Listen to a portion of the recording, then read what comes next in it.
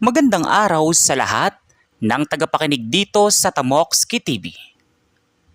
Ang kwento natin ngayon ay tungkol sa isang misteryosong pagkikita na magpapabago sa buhay ng ating pangunahing tauhan.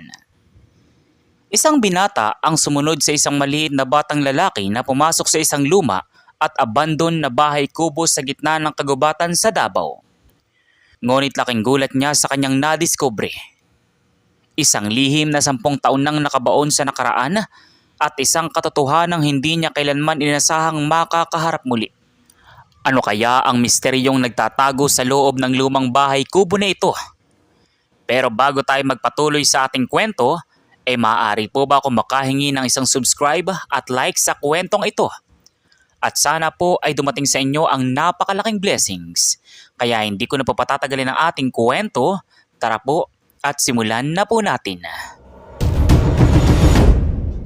Ang hangin sa gilid ng bundok sa Davao ay malamig at may halong amoy ng basang lupa.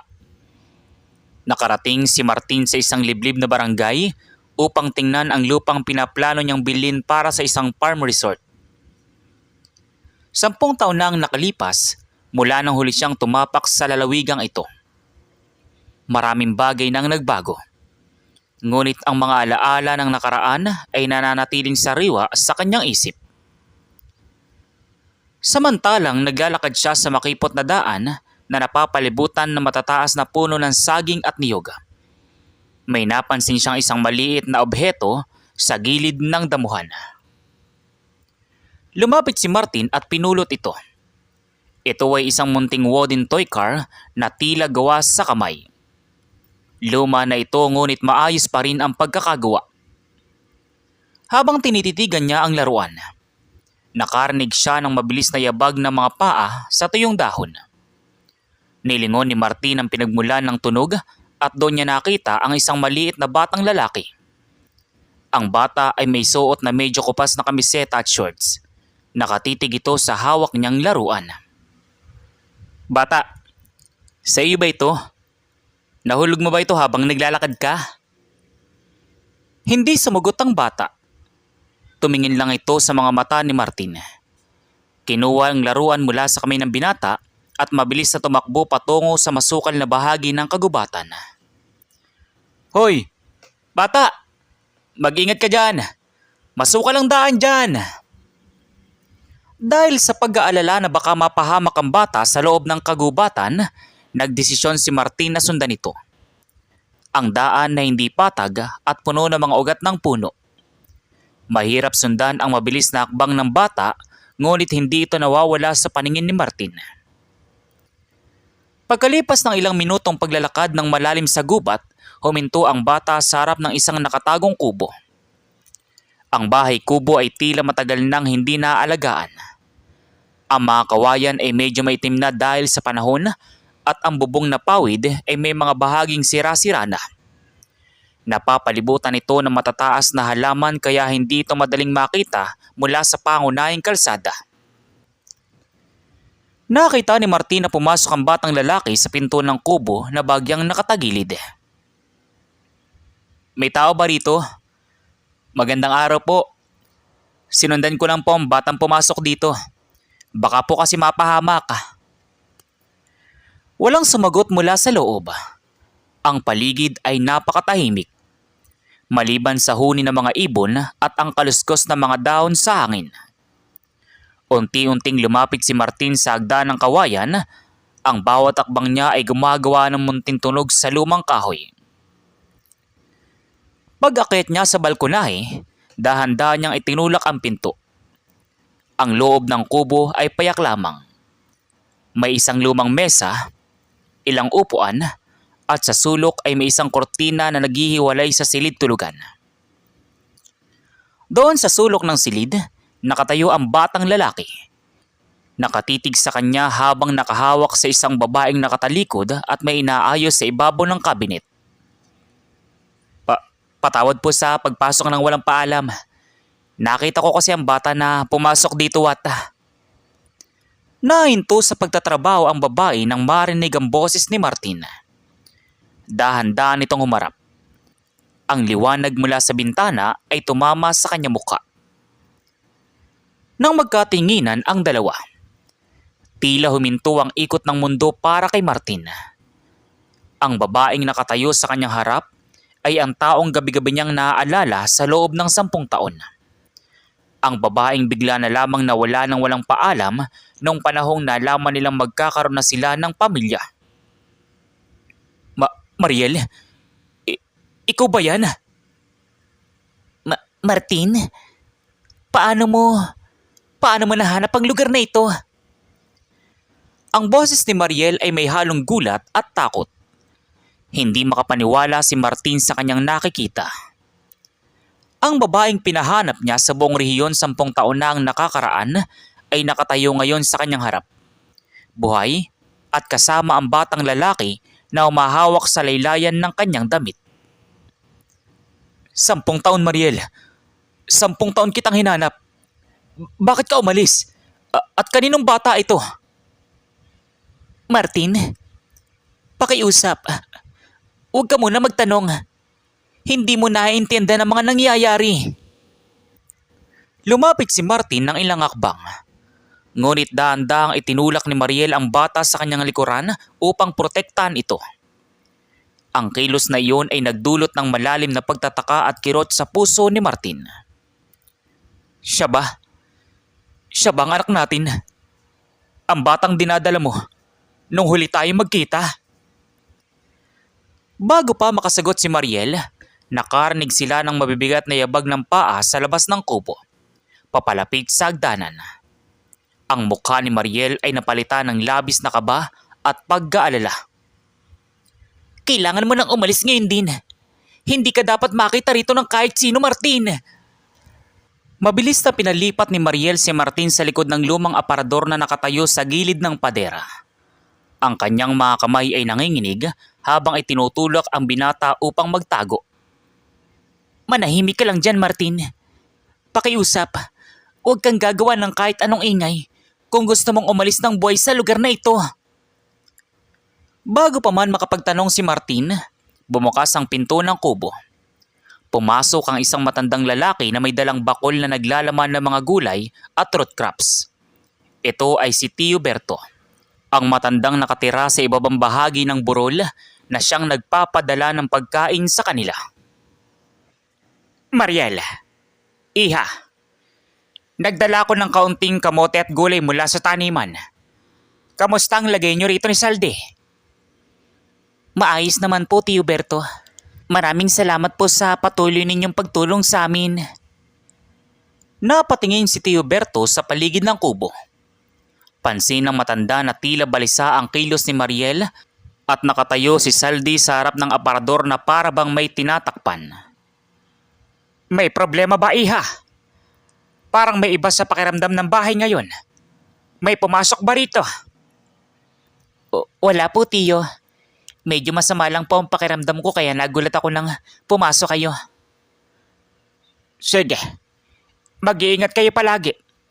Alam mo namang kapag may nakakilala sa iyo rito, hindi lang kayo ang malalagay sa panganib.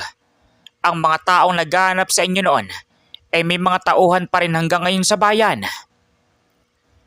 Mula sa kanyang pinagtataguan, narinig ni Martin ang bawat salita ng matanda.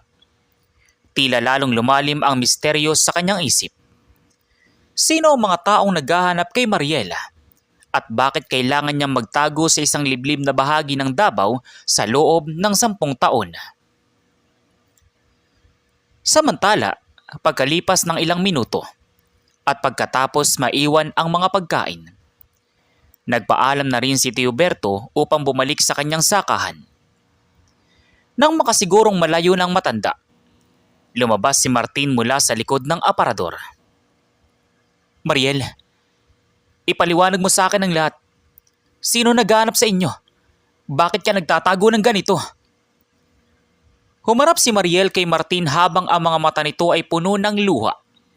Yumakap ang batang si Saldi sa hita ng kanyang ina.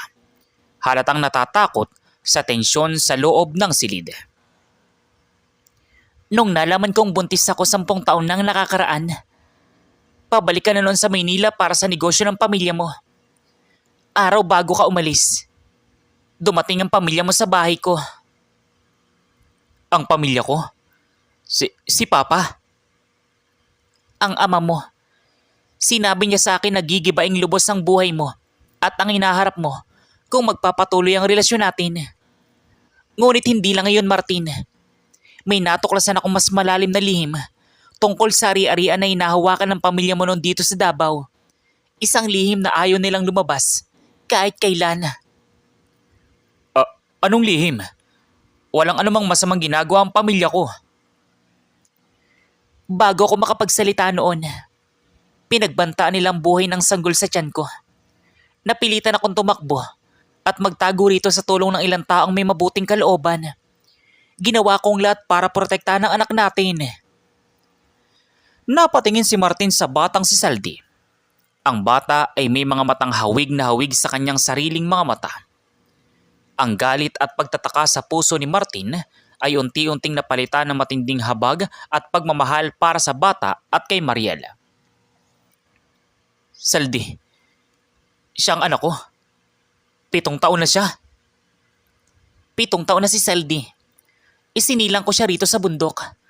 Walang ibang nakakaalam ng kinaroroonan namin kundi si Tio Berto at ang ilang matatanda sa baryo. Lumapit si Martin at lumuhod sa harap ng bata.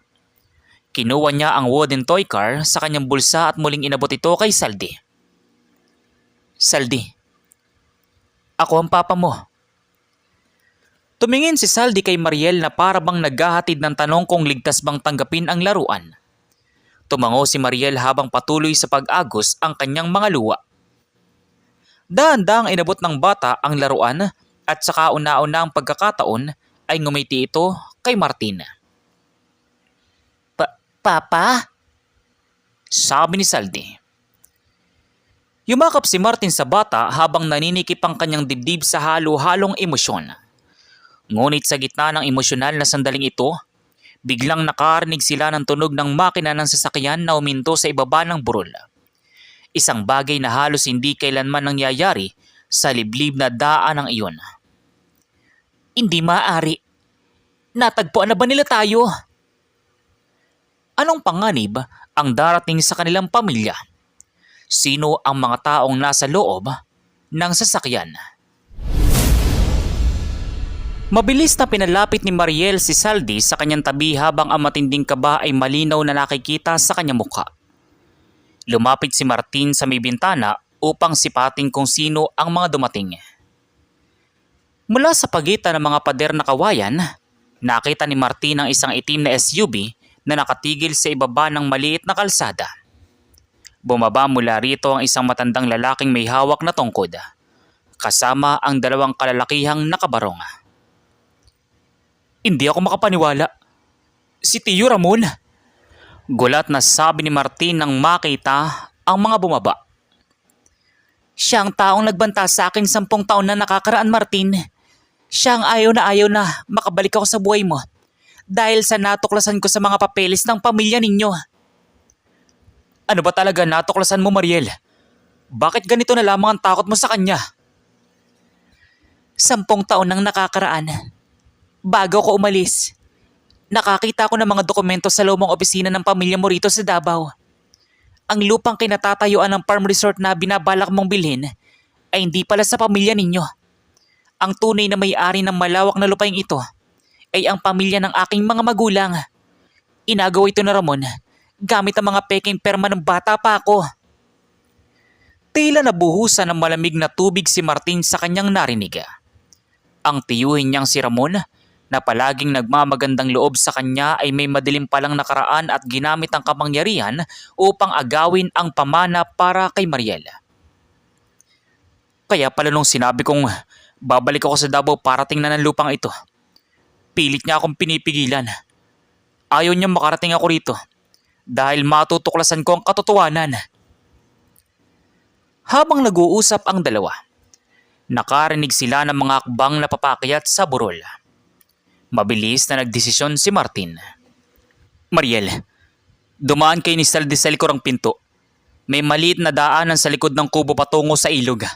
Doon kayo magtago habang kinakausap ko si Tio Ramon. Martin, mapanganib sila. Baka anong gawin nila sa'yo?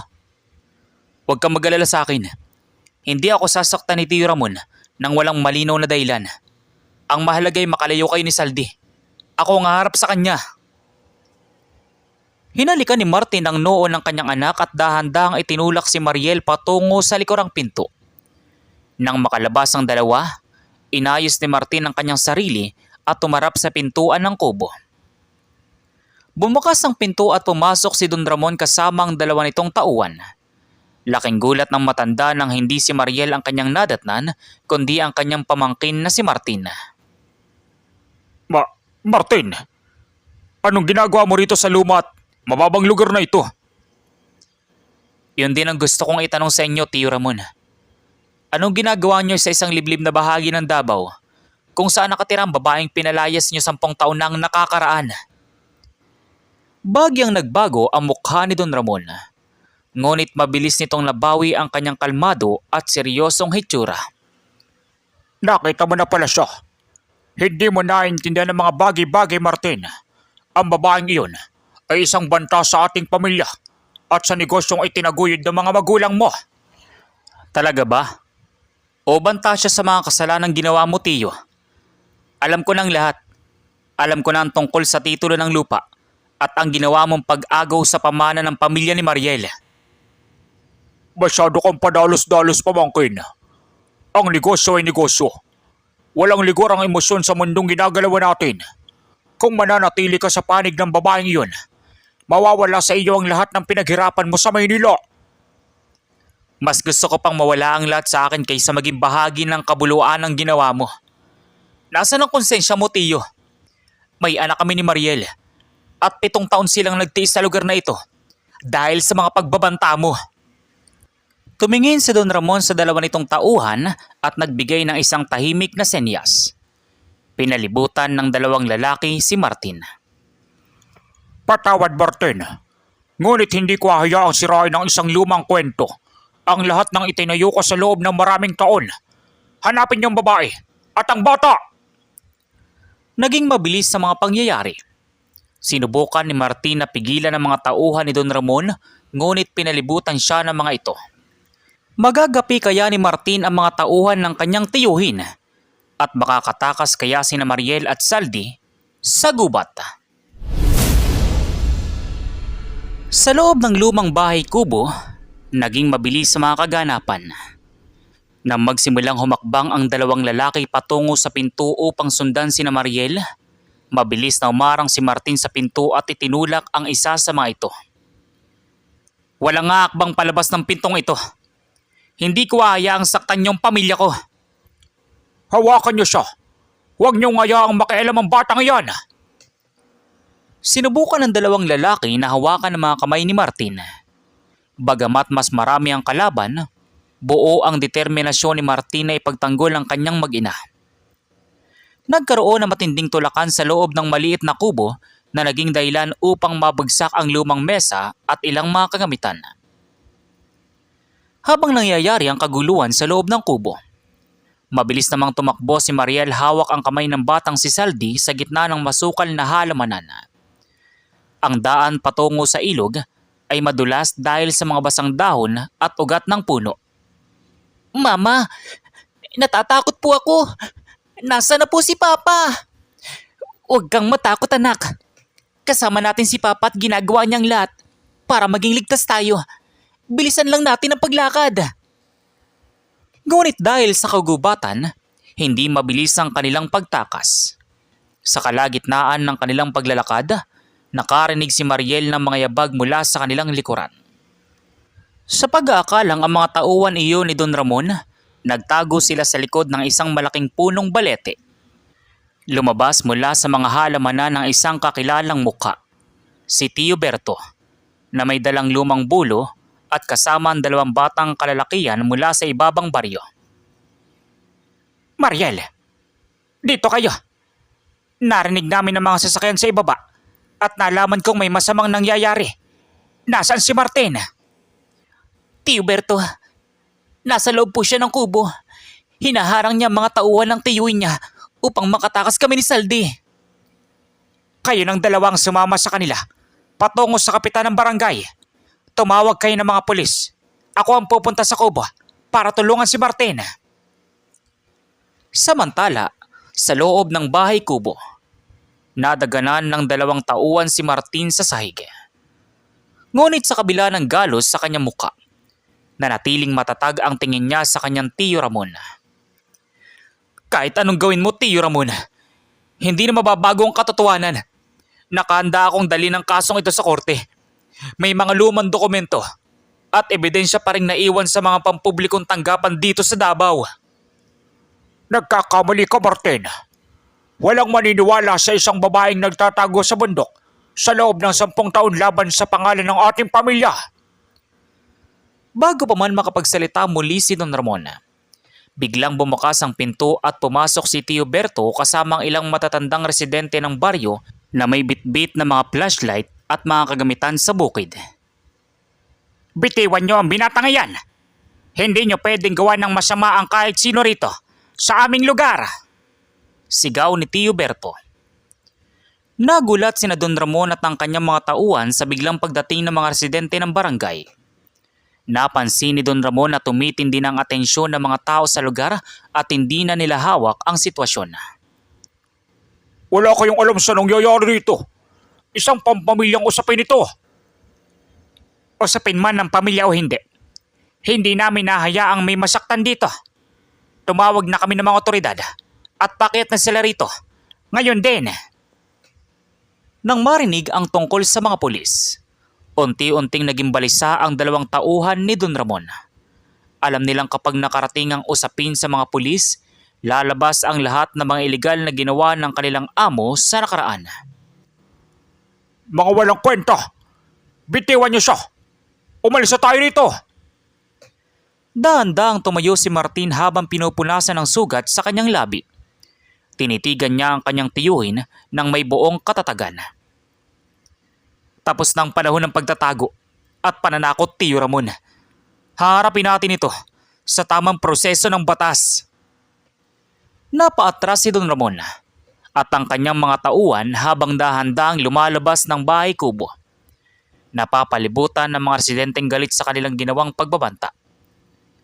Sa wakas, naging ligtas din ang paligid. Mabilis na tumakbo si Mariel at ang batang si Saldi pabalik sa kubo nang marinig na maayos na ang lahat. Nang makita ni Saldi si Martin, mabilis itong tumakbo at yumakap sa hita ng kanyang ama. "Papa, ligtas ka po!" Lumuhod si Martin at niyakap na maigpit ang kanyang anak at si Mariel. Sa kabila ng mga pasa at pagod, nararamdaman ni Martin ng napakalaking kaginawaan sa kanyang puso. "Ligtas na tayo, Mariel. Ligtas na ang anak natin. Wala nang magtatago mula ngayon." Ano kaya ang magiging bagong simula ng pamilya ni Martin, Mariel at Saldi ngayong naituwid na ang nakaraan? Pagkalipas ng ilang oras, dumating ang mga otoridad kasama ang kapitan ng barangay sa lumang bahay kubo. Dahil sa tulong ng mga residente at sa mga lumang dokumentong iniharap ni Mariel at Martin, formal na naimbestigahan ng mga iligal na pag-aangkin na ginawa ni Don Ramon sa nakaraan. Hindi na nakaligtas si Don Ramon sa batas. Ang mga kasong pagbabanta, panlilinlang, at pag-agaw sa ari-arian ay formal na naisampal laban sa kanya. Sa wakas, ang hustisyang ipinagkait kay Mariel at sa kanyang pamilya sa loob ng 10 taon ay naisakatuparan na rin. Lumipas ang ilang buwan, ang dating abandoned at nakatagong bahay kubo sa gitna ng kagubatan ay napalitan ng isang simpleng maganda at maayos na tahanan. Hindi na kailanman kailangan magtago ni Mariel at Saldi. Sa isang maliit na burol sa Davao, kung saan naroon ang magandang tanawin ng kalikasan, nakatayo si Martin habang nakatingin sa kanyang anak na si Saldi na masaya naglalaro sa halamanan. Hawak ng bata ang kanyang paboritong gawa sa kahoy na laruan. Ngunit sa pagkakataong ito, may kasama na siyang ibang mga bagong laruan at malawak na espasyo para tumakbo ng walang takot. Lumapit si Mariel sa tabi ni Martin. May daladalang 2 baso ng mainit na kape. "Hindi pa rin ako makapaniwala, Martin. Minsan iniisip ko kung panaginip lang bang lahat ng ito. Ang tagal naming nabuhay sa takot ni Saldi. Hindi to panaginip, Mariel. Ligtas na kayo. At hindi ko nahayaang may maghiwalay pa sa atin muli. Inabot ni Martin ang kamay ni Mariel at pinalibutan ito ng kanyang mga daliri. Ang mga sugat ng nakaraan at ang 10 taong pait ng pagkakahiwalay ay unti-unting napalitan ng warmth at pag-asa para sa inaharap. Ang lupang ito na pilit tinagaw sa pamilya mo. Gagawin natin itong isang tunay na farm resort. Tulad ng pangarap natin noon. Isang lugar kung saan pwedeng magpunta ang mga tao para man lang makaramdam ng kapayapaan. Tama, Martin. At isang lugar kung saan lalaking masaya at ligtas ang anak natin.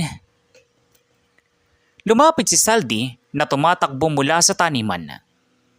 May dalang maliit na bulaklak at nakangiti ng napakalapad sa kanyang mga magulang. Papa! Mama! Tingnan niyo po ang nakita ko sa tabi ng daan! Lumuhod si Martin at niyakap ang kanyang anak.